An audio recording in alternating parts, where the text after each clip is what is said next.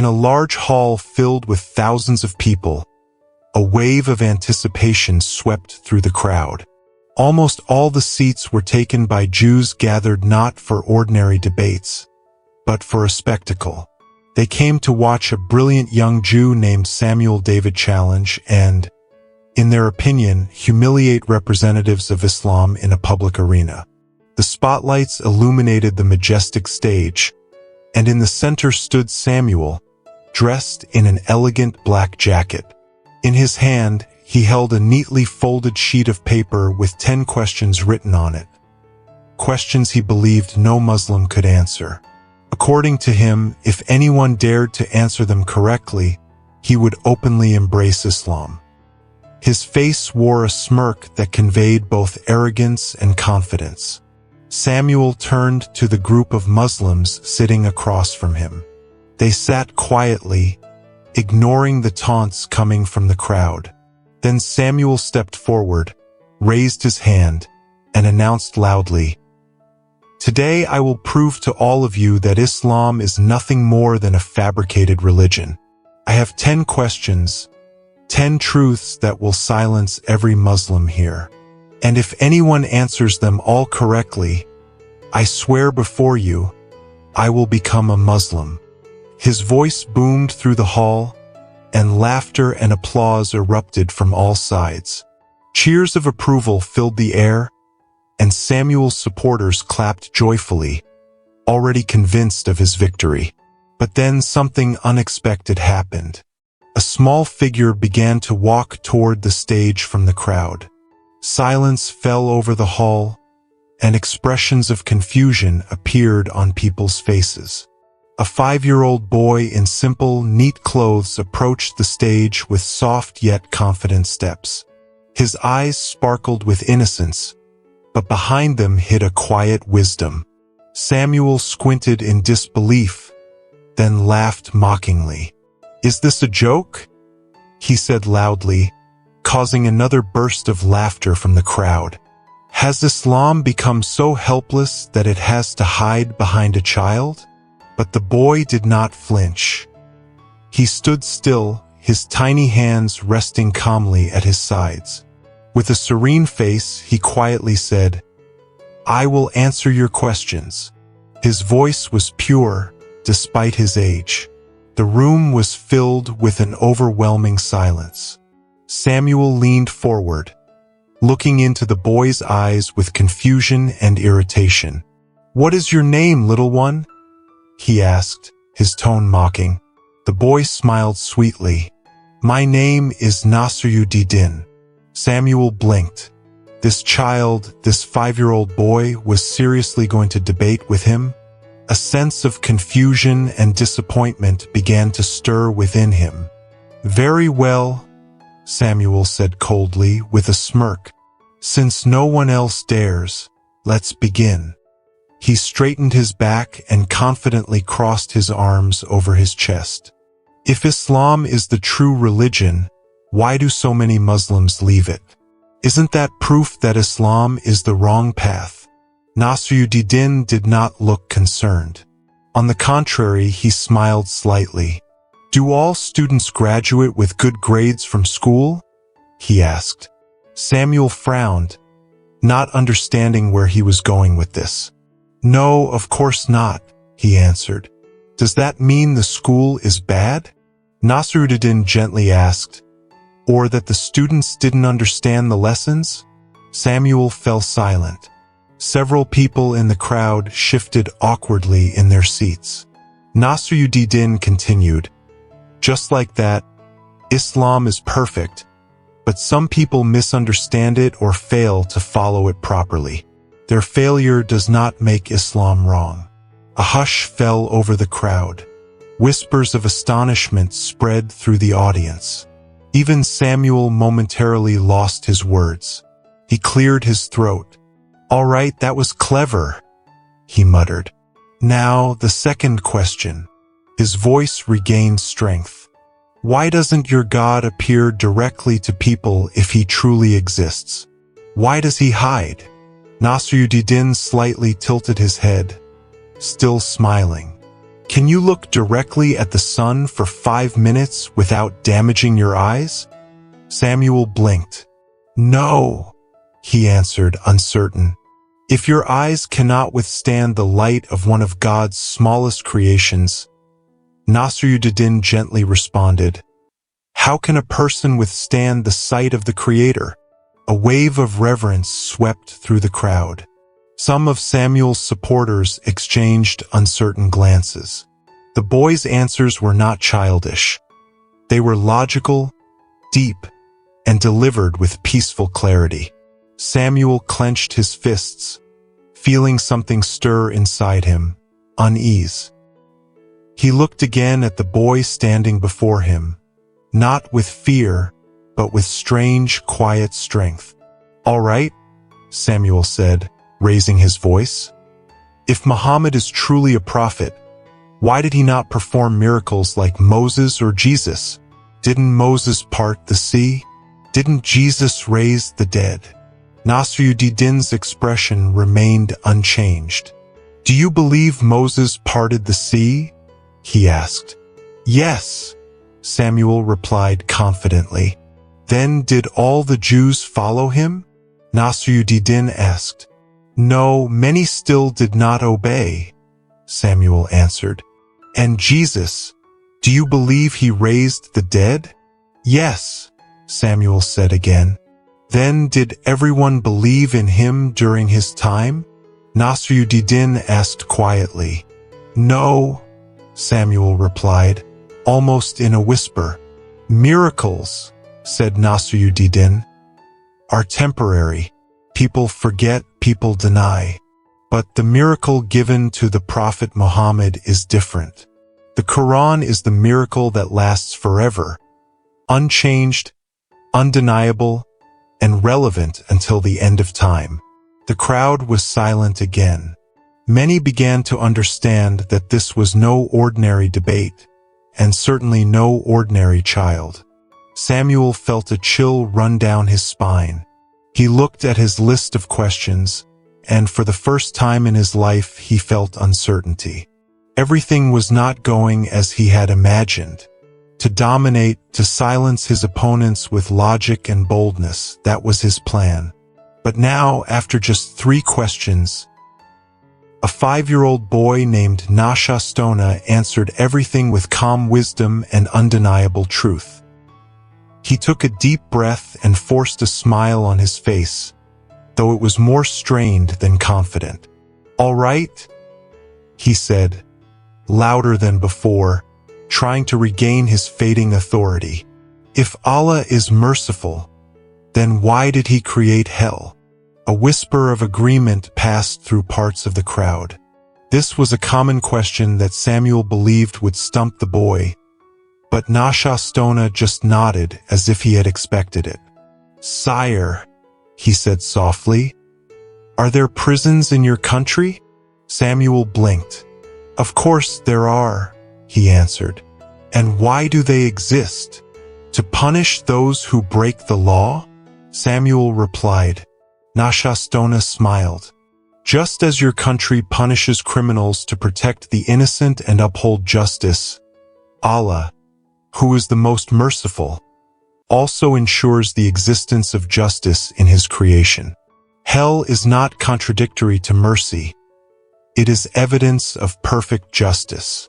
Silence filled the room, and the sound of a pin dropping could be heard. The Jews who had once applauded Samuel were now still. Their faces showed concern, and some people began whispering among themselves, clearly shaken by the simple truth in Nashastona's words. Samuel visibly sweated. The paper he held crumpled in his fist. His voice, once loud and confident, was now tinged with desperation. If Allah is one, he asked, why does Islam give him 99 names? Isn't that proof that your God is not one, but many? Nashastona didn't even blink. Have you ever met a person with many titles? He asked. Samuel hesitated. Yes, for example, a doctor who is also a professor, a researcher, and maybe even a specialist. Does that mean he's more than one person? Nashastona asked gently. No, Samuel reluctantly admitted. Exactly, said Nashastona softly. The 99 names of Allah are not separate gods. They are His attributes, the most merciful, the all-knowing, the giver of judgment, and many others. These names describe His greatness, not division. A wave of realization spread across the room. Samuel stood there, unable to speak. His supporters fell silent. Some looked down. Others just stared at the little boy who had calmly and gracefully answered everything Samuel had thrown at him. Samuel gulped. His pride, his weapons were crumbling. He looked at Nashastona, whose innocent face had not changed from the beginning. This child wasn't just smart, he was speaking from a place of truth. And now Samuel felt something he had never felt before in his life. Fear. Not fear of a child, not fear of defeat, but the fear of realizing he had been wrong all along. His voice trembled as he asked the sixth question. His tone was now soft, almost hesitant. If your God is truly just and merciful, why did He not descend to earth like Jesus to experience our suffering? Nashastona looked at him with kindness. Does a king need to become a beggar to understand poverty? He asked. Samuel's lips parted, but no sound came out. Allah knows everything not because He experiences it Himself, Nashastona continued, but because He is the creator of all that exists. Just as a teacher does not need to fail a test to understand why students fail, Allah does not need to suffer to understand suffering. He already knows. Tears welled up in Samuel's eyes. He had come with fire and fury, expecting to crush Islam and humiliate Muslims. Instead, he stood humiliated, not by insults or emotions, but by unwavering truth. And all of this was coming from the mouth of a 5-year-old child. The paper in his hand slipped from his fingers and gently fell to the floor. The almost inaudible sound felt like thunder. It was the sound of a shattered ego. I can no longer deny this, he whispered. A sigh went through the room, and then suddenly, from all sides, the sound of takbir filled the air. Allahu Akbar. The hall, once filled with proud mockery, was now overflowing with cries of joy. Many Muslims in the crowd cried, unable to contain their gratitude to Allah for the miracle they had just witnessed. Some raised their hands in prayer, others fell to the ground in prostration, and a calm silence settled in. Samuel covered his face with his hands and openly wept, not from defeat, but from relief. Years of arrogance, denial, and inner conflict melted away in a matter of minutes. He raised his eyes again. Tears streamed down his face. I have never felt such peace, he whispered. For years I lived in arrogance, believing I held the truth, but I was too proud to see what was right in front of me. An old Jewish man with a thick white beard stood up from the crowd. His voice was sharp. Samuel, do you understand what you have done? You have betrayed your people. You have turned your back on the Torah. Samuel slowly turned to face him. His face was now calm. No, he said, I haven't betrayed anyone. I have simply opened my eyes. I have found the truth that I have long kept hidden from my own heart. The old man's face reddened. He clenched his fists, speechless. Before he could speak again, Nashastona stepped forward, still calm and smiling. Sire, he said gently, may I ask you something? The old man frowned. What if Moses were alive today? The soft-spoken child calmly answered every question with wisdom and undeniable truth. He sighed deeply and forced a smile on his face, though it was more strained than confident. "All right," he said louder than before, trying to reclaim his fading authority. "If Allah is the most merciful, then why did he create hell?" A whisper of agreement swept through parts of the crowd. This was a common question that Samuel believed would stump the child, but our side simply nodded, as if expecting it. "Sir," he said gently, "do you have prisons in your country?" Samuel blinked. "Of course we do," he replied. "And why do they exist?" "To punish those who break the law," Samuel answered. Our side smiled. "Exactly. Just as your country punishes criminals to protect the innocent and maintain justice, Allah, who is the most merciful, ensures the existence of justice in his creation. Hell does not contradict his mercy. It is proof of his perfect justice."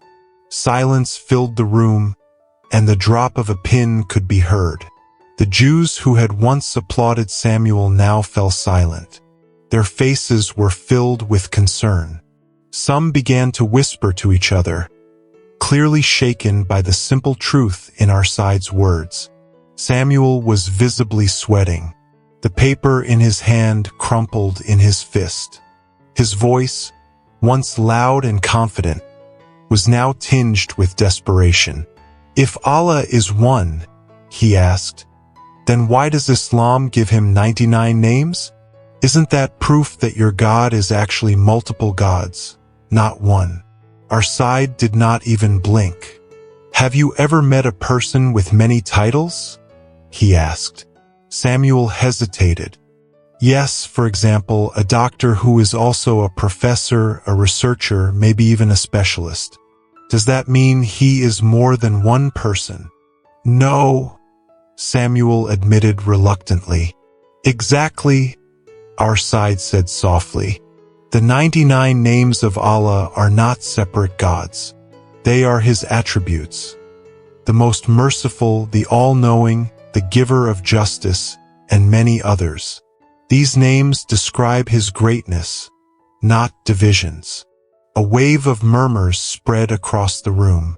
Some people looked stunned, others lowered their heads, while some simply stared at the little boy who had calmly and elegantly answered everything Samuel had thrown at him. Samuel swallowed hard. His pride, his weapons were crumbling. He looked at our side, whose innocent face had not changed since the beginning. This child was not just smart, he was speaking from a place of truth. And now Samuel felt something he had never felt before. Fear. Not fear of the child, not fear of defeat, but the fear that he had been wrong all along. His voice trembled as he asked the sixth question, his tone now soft, almost hesitant. "If your God is truly just and merciful, why didn't he descend to earth like Jesus to experience our suffering?" Our side looked at him with kindness. "Does a king need to become a beggar to understand poverty?" he asked. Samuel's lips parted, but no sound came out. "Allah knows everything, not because he experiences it himself, but because he is the creator of everything," our side continued. "Just as a teacher doesn't need to fail a test to understand why students struggle, Allah doesn't need to suffer to understand suffering. He already knows." Tears welled up in Samuel's eyes. He had come with fire and fury, expecting to crush Islam and humiliate Muslims. Instead, he stood humbled, not by insults or emotions, but by unshakable truth. And all of this came from the mouth of a 5-year-old child. The paper in his hand slipped from his fingers and gently fell to the floor. The quiet sound of its descent felt like thunder to him. It was the sound of his ego crumbling. I can no longer deny this," he whispered. The room was silent. Time seemed to stand still. Samuel looked up at our side, and what he saw was not pride, not mockery, not even triumph, but calmness and sincerity. His lips trembled as he spoke words that would forever change the course of his life. A sigh passed through the room, followed by a sudden and unanimous call of Takbir, Allahu Akbar. The room, once filled with arrogant laughter, now erupted in cries of joy. Many Muslims in the crowd were in tears, unable to contain their gratitude to Allah for the miracle they had just witnessed. Some raised their hands in prayer, others fell to their knees, and silence reigned. Samuel covered his face with his hands and openly wept, not from defeat, but from relief. Years of arrogance, denial, and inner conflict melted away in those few minutes. He looked up again, tears flowing down his face. "I have never felt such peace," he whispered. "For years, I lived in pride, believing I possessed the truth, but I was too proud to see what was right in front of me." An old Jew with a thick white beard stood up. His voice rang out sharply. "Samuel, do you understand what you have done? You have betrayed your people. You have turned away from the Torah." Samuel slowly turned to face him. His face was calm now. "No," he said, "I have not betrayed anyone. I have simply opened my eyes. I have found the truth I had long hidden from my own heart." The old man turned red, clenching his fists, losing his words. Before he could speak again, our side stepped forward, still calm and smiling. "Sir," he said softly, "may I ask you something?"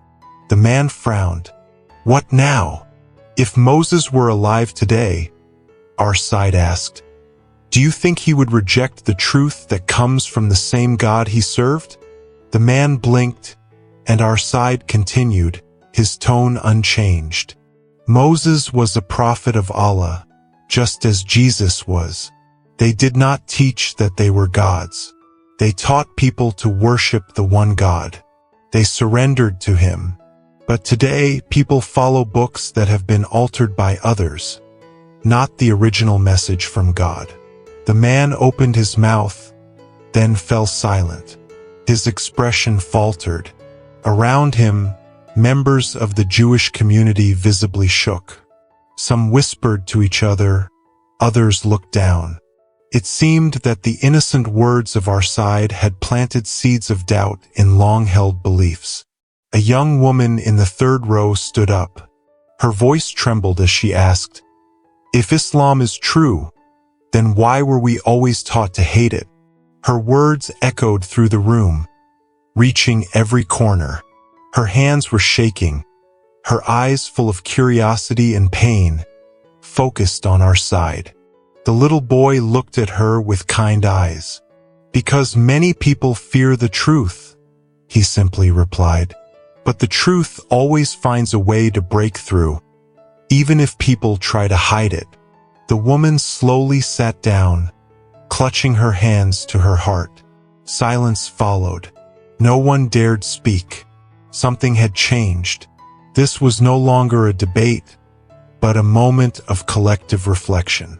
Samuel stepped forward again. His voice was still soft, but now there was a new strength in it. "I have studied religion my whole life," he said, "but I have never felt clarity. The Torah was changed. History was falsified. I spent years defending something that never gave me peace."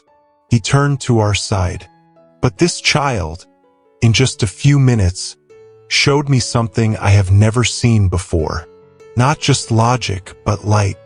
The old man clenched his teeth. "You are being deceived by a child." Samuel shook his head. "No, I am being guided by a child." The crowd was divided. Some still clung to their doubts and pride, but others were noticeably softened.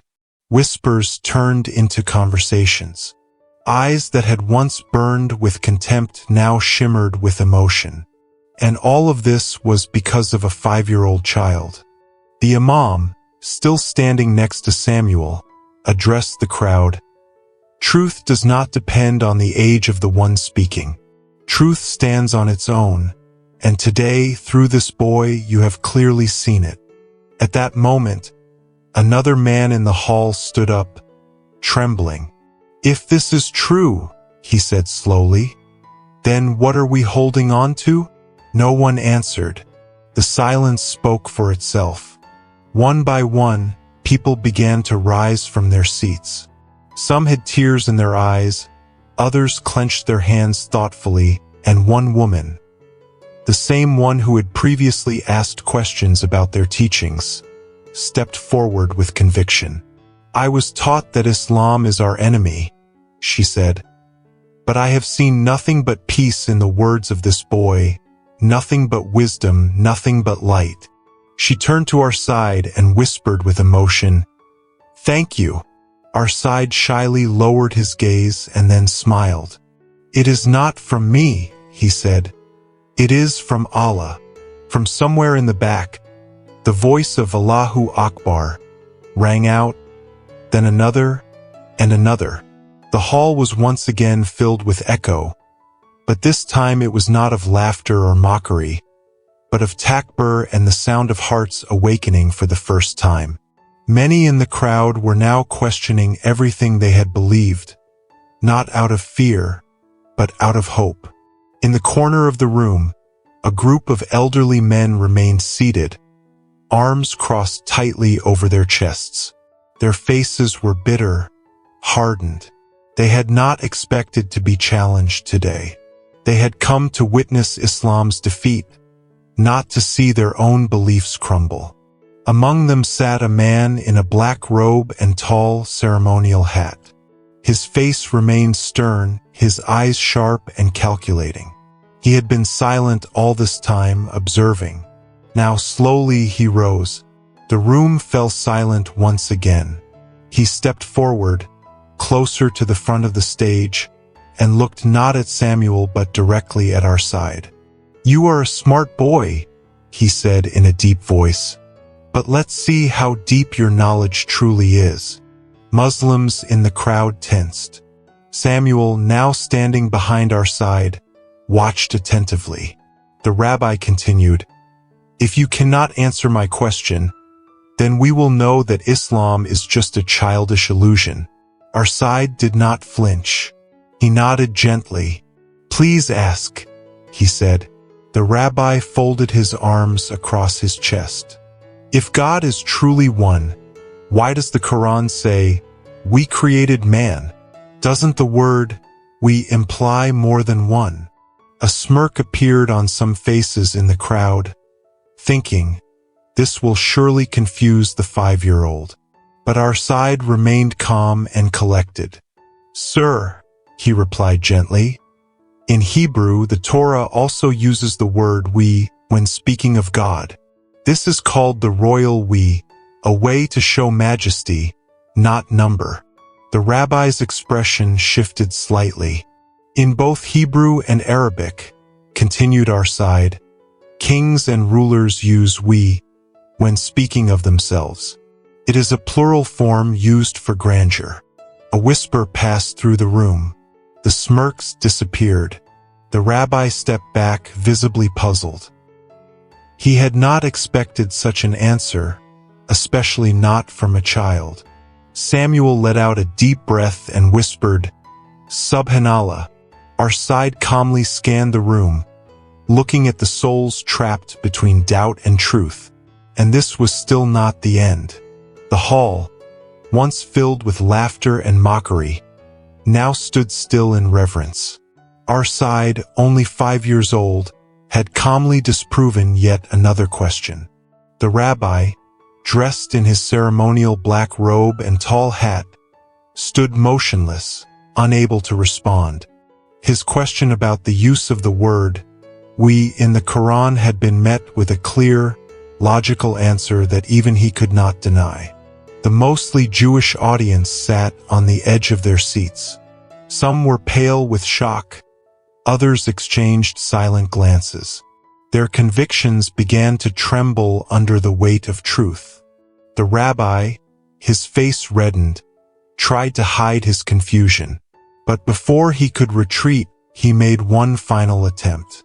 "If Islam is the true religion," he said, trying to steady his voice, "then why don't Muslims follow the Torah, the book given to Moses?" "God."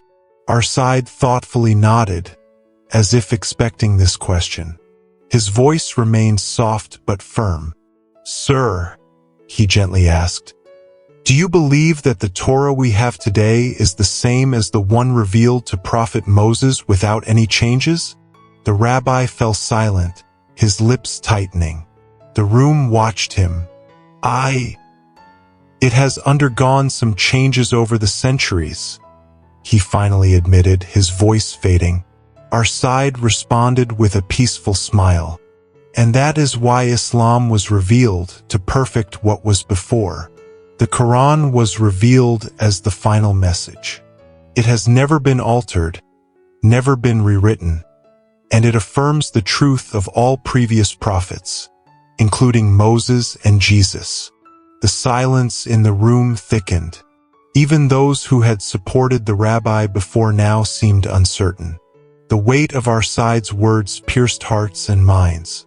The rabbi clenched his fists, but before he could ask another question, our side stepped forward and quietly asked, "Sir, if Jesus performed miracles, does that make him God?" The rabbi automatically answered, "No, of course not. He performed them with God's permission." Our side smiled. "Then why do some people believe he is God? Just because he resurrected the dead or healed the sick? Prophet Moses parted the sea, but you do not worship him. Prophet Jesus raised the dead, but he also said he was a servant of God." The rabbi opened his mouth to speak, but no words came out. He found himself trapped in his own logic. A whisper ran through the crowd. Some Jews, who had come expecting a demonstration of superiority, now sat still, their faces expressing inner conflict. Then came the final blow. The rabbi, still trying to regain his composure, asked, "If Muhammad is the last prophet, why didn't God send another after him?" Our side answered with gentle wisdom, "Sir, if the book is already full and complete, is there a need to add new chapters?" The rabbi blinked. "The Quran is the final, complete message," continued our side. "There is no need for another prophet. The message of Islam is already whole." At that moment, it became painfully clear, even to the most stubborn, that this little boy spoke only the truth, wrapped in simplicity and sincerity. The rabbi took several uncertain steps back. He scanned the room. His gaze met the faces of those who had once looked up to him with reverence. Many of them now avoided eye contact. Some had tears in their eyes, others appeared confused, some even quietly prayed. Samuel, who had silently watched the events unfold after his charada, now stepped forward once more. His eyes were moist, and his face radiated newfound peace. He looked directly at the rabbi and said, "I know what it's like. The inner struggle, the fear of letting go of what we've always believed. But when the heart recognizes the truth, denial only leads to pain." Suddenly, a voice from the back of the hall broke the silence. It was a woman's voice, soft and trembling. I can no longer deny this." Heads turned. A Jewish woman, around 30 years old, stood up, tears streaming down her face. She looked directly at our side and said, "Everything this little boy said makes sense. My heart knows this is the truth." A sigh swept through the audience. Some of her friends tried to sit her down. "No, don't say this here," they whispered, but she shook her head. "Why should I be afraid of the truth?" She took several steps forward, her voice still trembling. "For years, I lived in fear of Islam. I was taught to hate it. But this boy taught me more in 30 minutes than I've learned in my entire life. Others in the hall began to slowly rise. Heads nodded. People quietly cried. Some sat motionless, unable to comprehend what they had just witnessed. The rabbi, unable to speak, turned and quickly descended from the stage. His robe swirled behind him. He said nothing. Samuel looked at our side, shaking his head in amazement. I never imagined a 5-year-old could change so many hearts in one day. Our side smiled innocently. His eyes were still wide open and soft. I did nothing, Mr. Samuel. I simply shared the truth. Because truth does not need force, only a heart that is ready to listen. When these words echoed through the hall, the atmosphere changed. What had begun as a battlefield of arrogance had now become a sanctuary of reflection and awakening. Samuel remained on the stage, his hands trembling, but not from fear. He was emotional. He looked at our side with reverence. I've spent my whole life searching for clarity, he whispered. I studied the Torah, I studied history, but I never heard such clear answers. He turned to the crowd, many of whom were now crying. The old narrative had been shattered. The fortress of pride had fallen.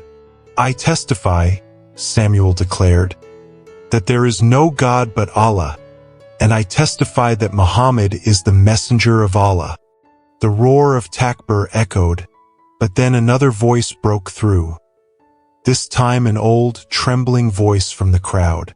An elderly woman with silver hair pushed her way forward. It was Samuel's mother. Tears flowed freely down her face.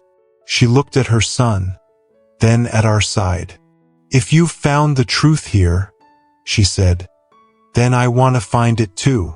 Samuel openly cried, embracing her.